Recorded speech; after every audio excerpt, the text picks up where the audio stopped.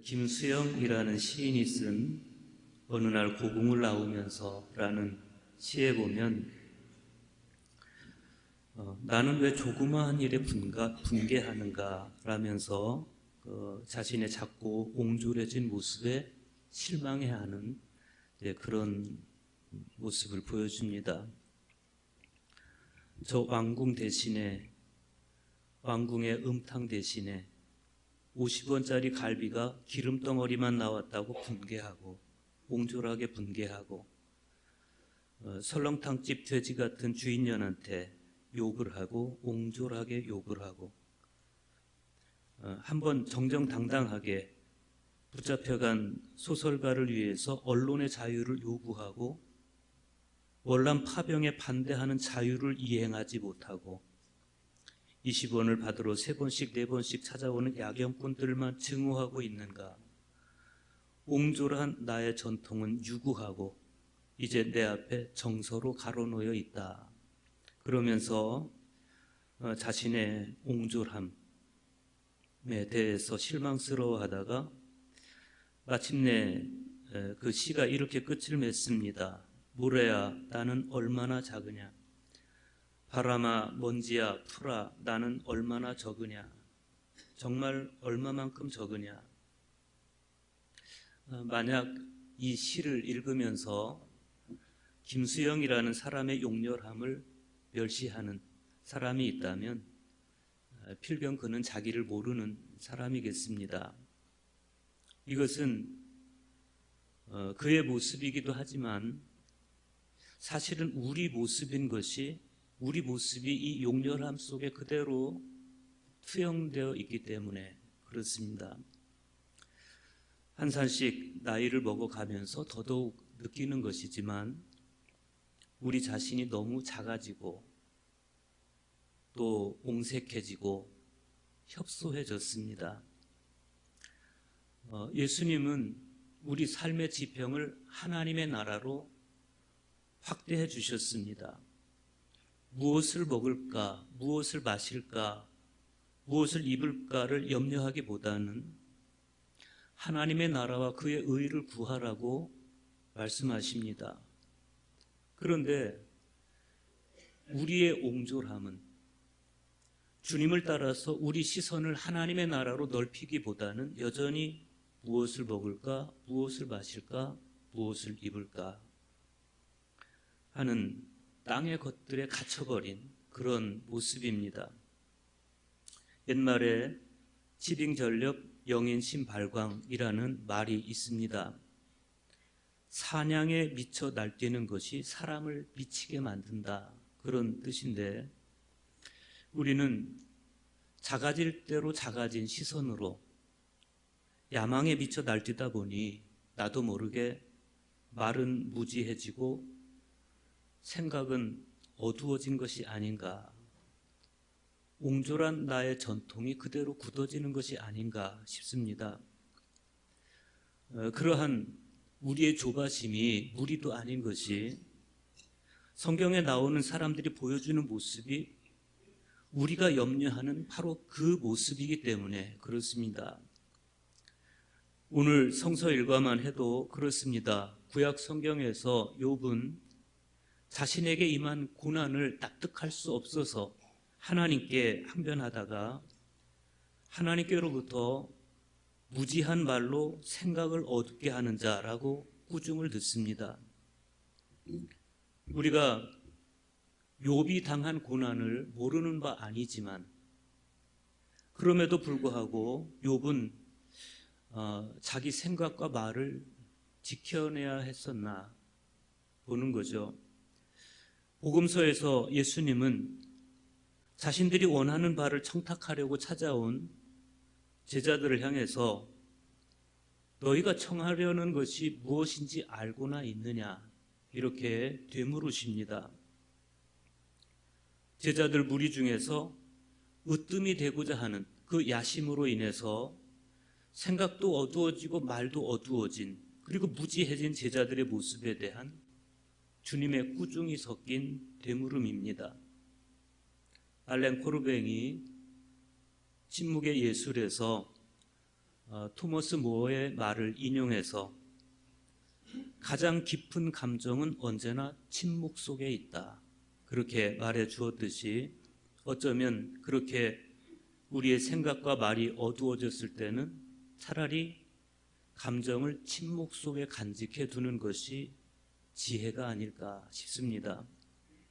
그때의 침묵은 자신의 감정에 대한 회피가 아니고 장 드라큘라의 말에 따르면 은밀히 감추어진 신의 지혜에 대한 관상입니다. 욥이 하나님께 꾸중을 들은 무지한 말과 생각의 어두움, 그것은 욥이 당한 지독한 고난으로부터 비롯됐습니다.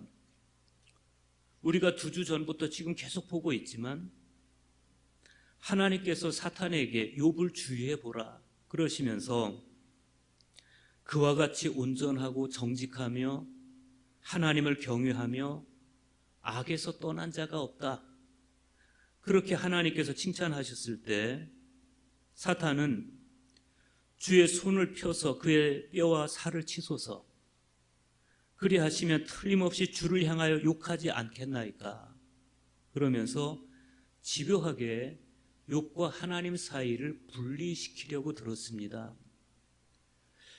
하나님은 무슨 이유에서 그러셨는지 그를 내 손에 맡기노라, 다만 그의 생명은 해하지 말지니라, 그러면서 사단에게 욥을 내어주셨고, 사단은 욥을 쳐서 욥의 발바닥부터 정수리까지 종기가 나게 했습니다. 처음에 사탄이 이 욥의 소유물을 쳤을 때 하루아침에 재산을 잃고 자식들까지 다 잃어버린 그 상황에서도 욥은 내가 모태에서 알몸으로 나왔사온즉 또한 알몸이 그리로 돌아가올지라, 주신 이도 여호와시요 거두신 이도 여호와시오니 여호와의 이름이 찬송받으실지니이다, 그러면서 그 극심한 슬픔 가운데서도 하나님을 원망하지 않았습니다. 그런데 사탄이 이번에는 욥의 몸을 쳤습니다. 그래서 온 몸이 종기로 뒤덮였을 때 그때 사탄의 예상대로 욥은 자기가 태어난 날을 저주했습니다. 하나님을 향해서 내게 반항하는 마음과 근심이 있다고 했고, 앞으로 가도 그가 계시지 않고 뒤로 가도 보이지 않는다라면서 불편한 기색을 드러냅니다. 우리는 욥의 이때의 심정에 대해서 감히 안다라고 말할 수 없습니다. 누가 감히 이때 이 기가 막힌 상황에서의 욥의 심정을 이해할 수 있겠습니까? 세월호 희생자 이창현 군의 어머니 최선화 집사님이 세월호 3주기에 이런 기도문을 드렸습니다. 창조주이시며 전능자라고 불리우는 당신께 기도드리는 건 쉽지 않습니다. 3년 전 우리 아이들의 살려달라는 마지막 기도를 외면했었으니까요. 당신께 등 돌리고 살고 싶었습니다. 그런데 어디를 가든 당신이 계시더군요. 더 이상 울 힘조차 없이 그저 멍하니 앉아 바다만 바라보던 팽목항에도, 차가운 시멘트 바닥에서 하늘을 보며 잠을 청해야 했던 국회에도, 내려지는 땡볕을 피할 그늘 하나 찾기 어려웠던 광화문에도, 하수구 냄새에 시달려야 했던 청운동 사무소에도, 침몰 지점이 바로 눈앞에 보이는 동거차도에도, 그리고 병든 몸을 이끌고 세월호가 누워있는 목포 신항에도 당신은 계셨습니다. 이름도 모르고 얼굴도 몰랐던 분들이 눈물 가득 고인 눈으로 다가와서 안아주시며 같이 울어주시는 따뜻함에서 당신을 느낄 수 있었습니다. 그때 우리 아이들이 살려달라고 당신께 기도할 때 그때 그 기도 좀 들어주시지. 왜 우리 아이들이 없어진 지금 모르는 사람들을 통해 당신을 드러내시나요? 견딜 수 없는 분노와 억울함 속에서의 이 어머니의 항변이 바로 오늘 본문의 욥의 항변이 아니겠습니까? 그럼에도 불구하고 불행에 빠진 친구를 위로하기 위해서 먼 길 마다하지 않고 찾아온 친구들은 욥의 태도에 굉장히 당황스러워합니다. 욥은 하나님 앞에 납작 엎드리지 않았습니다. 수긍하기보다는 질문이 더 많을 수밖에 없었고, 설사 수긍한다 해도 몸과 마음에 입혀진 상처를 어찌하지 못했습니다. 욥기 13장 22절에서 24절에서는 주는 내게 대답하옵소서. 나의 죄악이 얼마나 많으니까 나의 허물과 죄를 내게 알게 하옵소서. 주께서 어찌하여 얼굴을 가리시고 나를 주의 원수로 여기시나이까. 그러면서 도발하는가 하면 욥기 31장 35절에서는 나의 서명이 여기 있사오니 전능자가 내게 대답하시기를 바라노라. 그러면서 도전합니다. 오늘 구약의 말씀은 욥의 이 도전에 대한 하나님의 대답인데 그 첫 마디가 이것입니다. 무지한 말로 생각을 어둡게 하는 자가 누구냐. 히브리어 성경인 마소라 사본에 의하면 이 말씀은 지식이 없는 말들로 뜻을 어둡게 하는 이가 누구냐, 그런 뜻입니다. 지식이 없는 말들로 뜻을 어둡게 하는 이가 누구냐.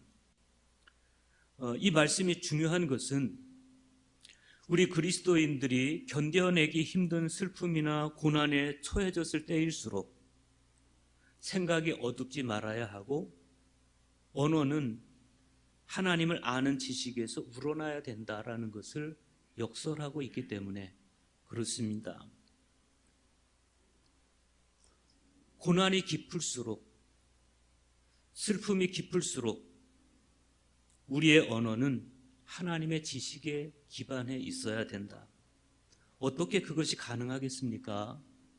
장 드라크루아의 말처럼 침묵을 지키며 은밀히 감추어진 신의 지혜를 관상할 때, 그때 가능한 것입니다. 3절 보십시오. 하나님께서는 너는 대장부처럼 허리를 묶고 내가 네게 묻는 것을 대답할지니라 그러시면서 때로는 수사학적인 질문으로, 때로는 창조에 대한 욥의 경험을 묻는 것으로, 때로는 우주의 기초에 대한 것을 묻는 것으로 욥에게 70개 항이 넘는 질문을 던지세요. 그 질문의 범위는 천체로부터 짐승과 새들을 망라하는데 38장 1절에서 시작된 질문이 39장 30절까지 계속됩니다.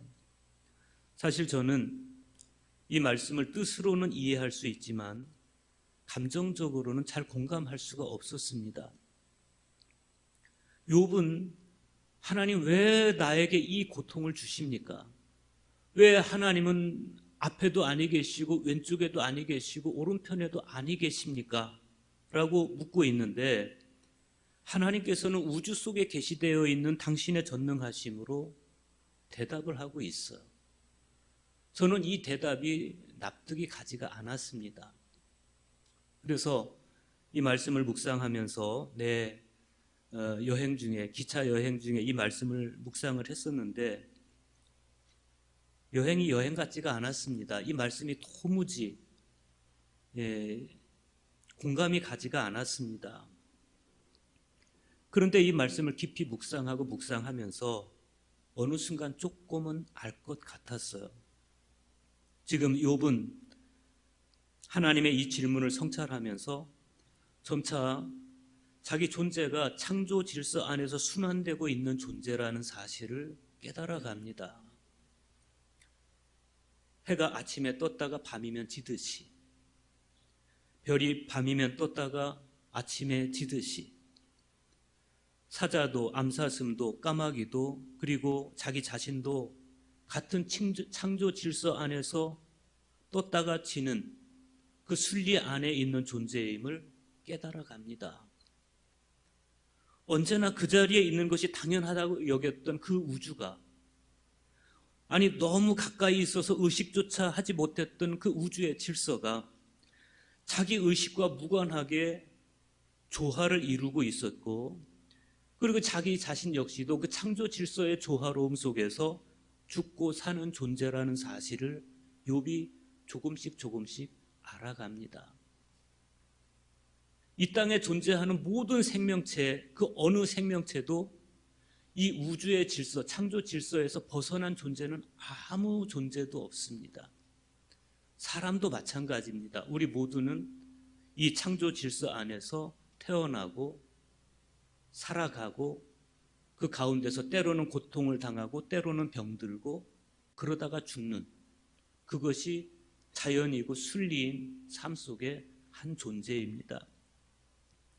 그리고 그 조화와 질서 안에서 하나님은 우리를 잡고 있는 그 손을 놓지 않으시면서 우리가 비탄에 잠겨있는 그 순간에도 주님은 함께 견디고 계신다.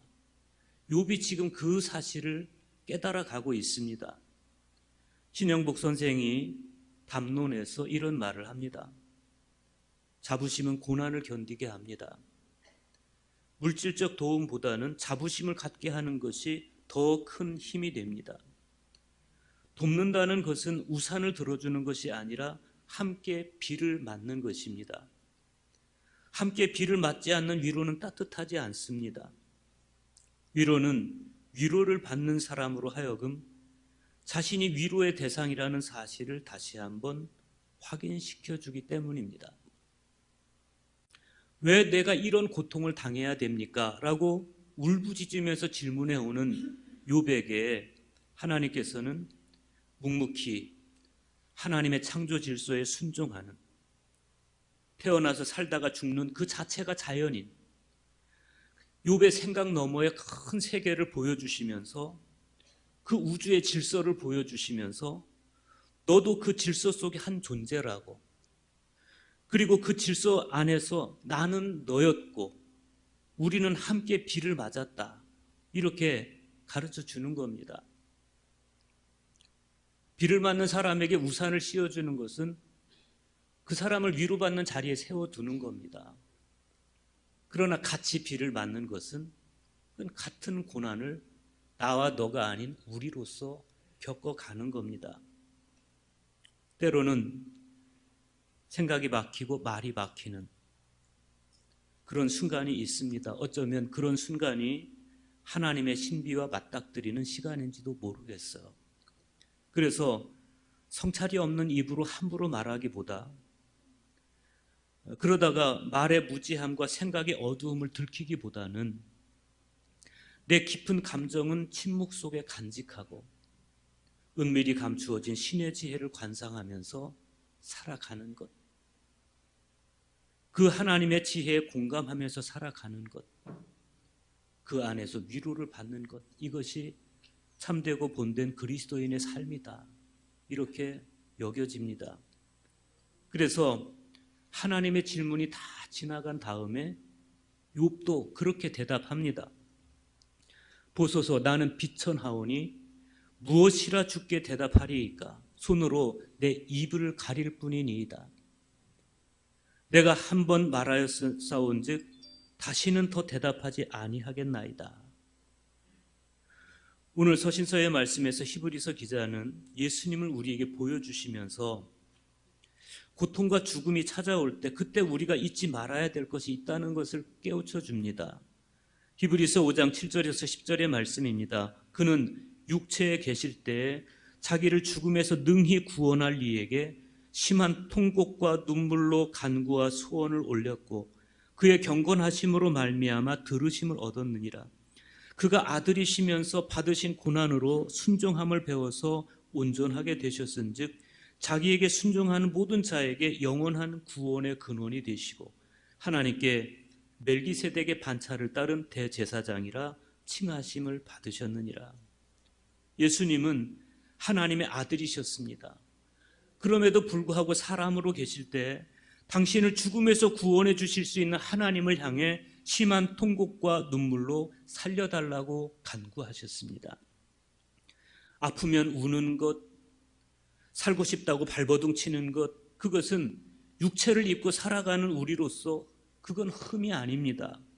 왜냐하면 우리가 지난주에 봤던 것처럼 예수님도 우리와 똑같은 시험을 받으셨을 때 예수님도 그렇게 하셨기 때문에, 예수님도 그 시험 가운데서 울고 통곡하고 살려달라고 했기 때문에 우리는 내가 고통스러울 때 울부짖고 살려달라는 것, 그거 흠이 아닙니다. 당연히 그렇게 하는 겁니다. 그 사실은 우리에게 굉장히 위로를 줍니다. 그런데 그 시험의 순간들을 지나가면서 예수님께서는 끝까지 살려달라고 하지 않고, 끝까지 울면서 통곡하지 않고, 예수님께서는 어느 순간 고난을 통과하고 순종을 배워 나가셨습니다. 그 결과는 온전함이었고, 예수님의 온전함은 우리 그리스도인들이 때때로 고난을 당할 때 그 고난 속에서 주저앉아 버리지 않고 우리에게도 역시 예수님처럼 배워야 할 순종이 있다는 것, 순종을 통해서 온전함에 이르러야 한다는 것을 우리에게 보여주고 있습니다. 그 배워야 할 순종이라는 것이 뭐겠어요? 주님께서 당신에게 다가온 죽음이 아프다고 통곡하시다가 당신의 죽음을 통해서 살려야 할 생명들이 있다는 것을 생각하시고 그 사람들을 돌아보면서 그들을 위한 죽음에 예수님이 순종하신 것, 그것이 우리가 배워야 할 순종입니다. 하나님이 욥의 고통 속에서 욥과 하나였듯이, 예수님이 인류의 죽음에서 우리와 하나였듯이, 우리 또한 형제를 나와 타자가 아닌 또 하나의 나임을 알아서 사랑하는 것, 그것이 우리가 배우고 감당해야 할 순종입니다. 오늘 복음서의 말씀은 죽음을 향해 걸어가시는 예수님 일행 가운데 있었던 대화를 보여줍니다. 예루살렘을 향해 가는 이 길 위에서 세베대의 아들 야고보와 요한이 주님께 다가와서 청탁을 합니다. 선생님이여, 무엇이든지 우리가 구하는 바를 우리에게 하여 주시기를 원하옵나이다. 그들은 지금 예루살렘에서 자기들을 기다리는 것이 무엇인지를 알아차리지 못합니다. 그런 그들이 말하려는 우리가 구하는 바, 그것이 무엇인지 이미 우리는 다 잘 알고 있습니다. 너희에게 무엇을 하여 주기를 원하느냐? 예수님께서 그렇게 되물으셨을 때 그때 그들의 대답이 이랬습니다. 여짜오되 주의 영광 중에서 하나는 주의 우편에 하나는 좌편에 앉게 하여 주옵소서. 여기에서 그들이 말하는 우리, 이 우리는 모두를 아우르는 우리가 아닙니다. 자신과 자신의 동생만을 염두에 둔 우리, 다시 말하면 아주 정치적이고 이기적인 우리입니다. 그때 예수님께서 대답을 하시는데 그 대답 속에 연민이 배어 있어요. 마가복음 10장 38절입니다. 너희는 너희가 구하는 바를 알지 못하는도다. 내가 마시는 잔을 너희가 마실 수 있으며 내가 받는 세례를 너희가 받을 수 있느냐? 이미 욕망의 마음을 빼앗겨서 판단력까지 잃어버린 이 야고보와 요한은 할 수 있다고 대답합니다. 주님께서 마시는 잔을 마실 수 있습니다. 주님이 받는 세례를 받을 수 있습니다. 주님이 마시는 잔이 뭡니까? 고난과 죽음의 잔입니다. 주님이 받으시는 세례는 뭡니까? 괴로움과 고난의 세례입니다. 그런데 야고보와 요한은 그 의미도 알지 못하면서 우리도 그 잔을 마실 수 있습니다. 우리도 그 세례를 받을 수 있습니다 라고 대답합니다. 토마스 머튼의 묘사대로라면 지금 제자들은 그릇된 욕망에 사로잡혀서 점차 마음으로부터 자유를 잃어가고 있어요.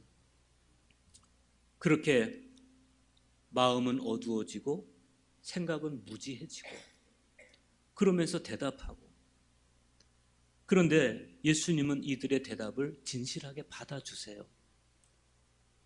그리고 너희들이 순교할 거라고 말씀해 주십니다.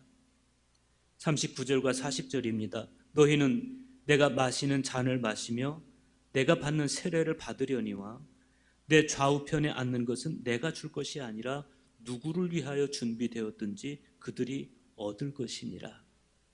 실제로 사도행전 12장 2절에 보면 이들은 주님의 말씀대로 순교의 영광을 얻습니다.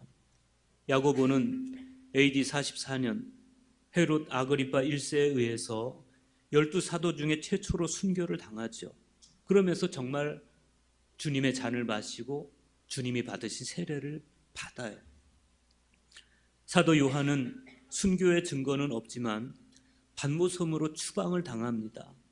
거기서 주님의 순환에 참여하고 모진 육체적 고난을 감당함으로써 역시 요한도 주님께서 남겨놓으신 잔을 마시고 그리고 주님의 세례를 같이 받아요. 그들은 비록 무지함 속에서 말했고 어두운 생각 속에서 말했지만 그러나 주님은 그들의 그 무지하고 어두운 말과 생각을 받아들여서 고난과 죽음에 순종하는 영광을 허락해 주십니다. 그런데 41절 보십시오. 12 제자가 듣고 야고보와 요한에 대하여 화를 내거늘 그랬어요. 차마 겉으로 표현은 못하고 있었지만 나머지 제자들도 야고보와 요한과 똑같이 정치적이고 이기적인 욕망을 품고 있었던 것 같습니다. 그런데 자기들보다 먼저 앞서서 야고보와 요한이 하나는 주의 좌편에 하나는 우편에 앉게 해달라고 청탁하는 모습을 보면서 우리가 선점당했다 이렇게 생각한 것 같아요. 그래서 화를 냅니다. 우리가 그렇습니다.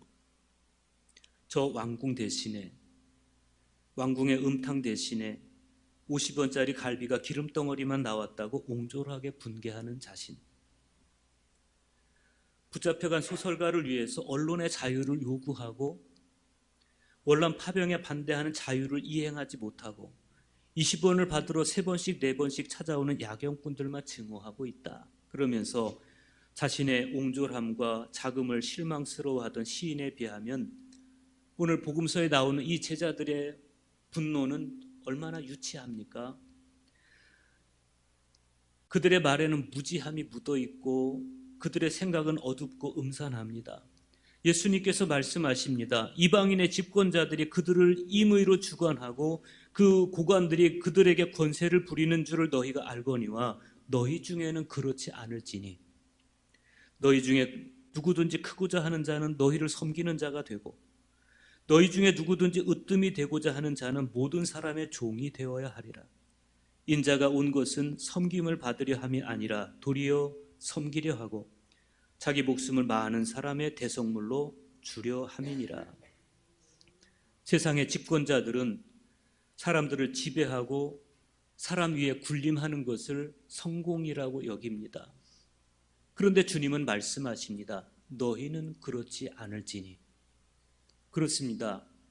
그리스도인이 가야 할 길은 따로 있습니다. 그리스도인이 가야 할 길은 세상 사람들과 다릅니다. 무지한 말과 어두운 생각에 겨워서 세상 사람들과 동일한 걸음을 걷는 것이 아니고 침묵 속에 하나님의 지혜를 관상하고 경건함 속에서 하나님의 뜻을 깨닫고 순종함을 배워서 온전함에 이르고 욥이 가장 힘들 때 함께 비를 맞아주신 하나님처럼 우리 죽음을 대신 지시고 십자가에 달리신 예수님처럼 지금 내 곁에서 비를 맞고 있는 형제가 바로 나임을 깨달아서 함께 비를 맞아주는 우리, 그럼으로써 하나님 같아지고 예수님을 닮아가는 우리, 그런 우리가 될 수 있기를 간절히 소망합니다.